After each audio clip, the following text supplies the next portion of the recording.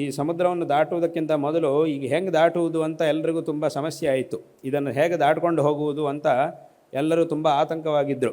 ಯಾರಿಂದ ಸಾಧ್ಯ ಇಷ್ಟು ದೊಡ್ಡ ಸಮುದ್ರವನ್ನು 100 ಯೋಜನ ಈ ಶತಯೋಜನ ವಿಸ್ತೀರ್ಣವಾದ ಸಮುದ್ರವನ್ನು ದಾಟುವುದು ಯಾರಿಂದ ಸಾಧ್ಯ?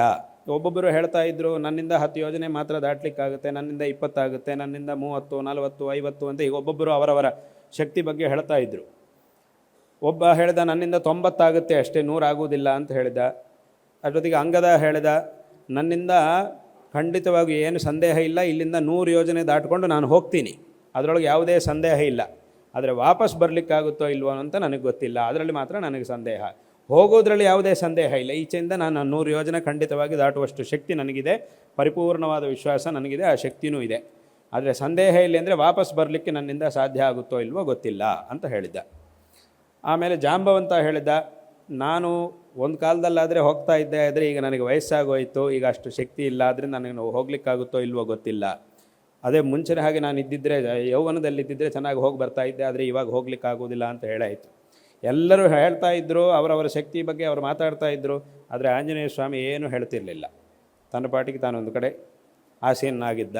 ಆಗ ಇಷ್ಟೆಲ್ಲ ಮಾತಾಡಿಕೊಂಡು, ಹಾಗಿದ್ರೆ ಇದನ್ನು ಯಾರು ಮಾಡುವುದು ಅಂತೆಲ್ಲ ಅವರ ಯೋಚನೆ ವಿಚಾರ ಮಾಡಿ, ಇನ್ನು ಯಾರಿಂದಲೂ ಸಾಧ್ಯ ಆಗುವುದಿಲ್ಲ ಅಂತ ಆದಾಗ ಆಂಜನೇಯ ಸ್ವಾಮಿ ಜ್ಞಾಪಕ ಬಂದ. ಈ ಒಂದು ಕೆಲಸ ಆಂಜನೇಯ ಸ್ವಾಮಿಯಿಂದ ಸಾಧ್ಯ ಆಗುತ್ತೆ, ಹಾಗಾಗಿ ನಾವು ಹೋಗಿ ಆಂಜನೇಯನ ಹತ್ರ ಕೇಳೋಣ ಅಂಥೇಳಿ ಆಂಜನೇಯನನ್ನು ಕೇಳಿದಾಗ, ಆಗ ಆಂಜನೇಯ ಸ್ವಾಮಿ ಆಯಿತು ನಾನು ಮಾಡ್ತೀನಿ ಅಂತ ಹೇಳಿ ಹೋಗಿ ಈ ಕಾರ್ಯವನ್ನೆಲ್ಲ ತದನಂತರ ನಡೆದಿರುವಂತಹ ಕಥೆ ಗೊತ್ತೇ ಇದೆ.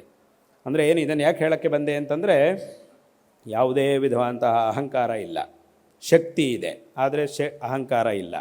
ಕಾರ್ಯವನ್ನು ಸಾಧನೆ ಮಾಡುವಂತಹ ಶಕ್ತಿ ಇದೆ, ಅದಕ್ಕೆ ಬೇಕಾದಂತಹ ವಿವೇಕ ಇದೆ, ಅದಕ್ಕೆ ಬೇಕಾದಂತಹ ಸಾಮರ್ಥ್ಯ ಇದೆ. ಆದರೆ ಎಂಥ ಒಂದು ಪರಿಸ್ಥಿತಿಯಲ್ಲೂ ಅಹಂಕಾರ ಅನ್ನೋದಿಲ್ಲ.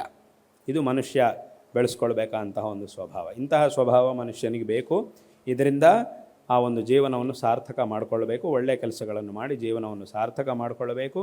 ಇದನ್ನು ಮಾಡುವುದಕ್ಕೆ ಆ ಭಗವಂತನ ಅನುಗ್ರಹ ಅನ್ನೋದು ನಮ್ಮ ಮೇಲೆ ಇದ್ದೇ ಇದೆ. ಮೊದಲು ನಾವು ಆ ಕೆಲಸವನ್ನು ಮಾಡಬೇಕು ಅಂತ ಹೊರಟ್ರೆ ಆಮೇಲೆ ಎಲ್ಲವೂ ತಾನಾಗಿ ಈಶ್ವರ ಅನುಗ್ರಹದಿಂದ ಒಂದರ ನಂತರ ಒಂದು ಏರ್ಪಾಟಾಗುತ್ತೆ. ಎಲ್ಲವುದರ ಒಂದು ಏರ್ಪಾಟು ನಮಗಾಗುತ್ತೆ. ಆದರೆ ಅಂತಹ ಒಂದು ಸಂಕಲ್ಪ ಬೇಕು.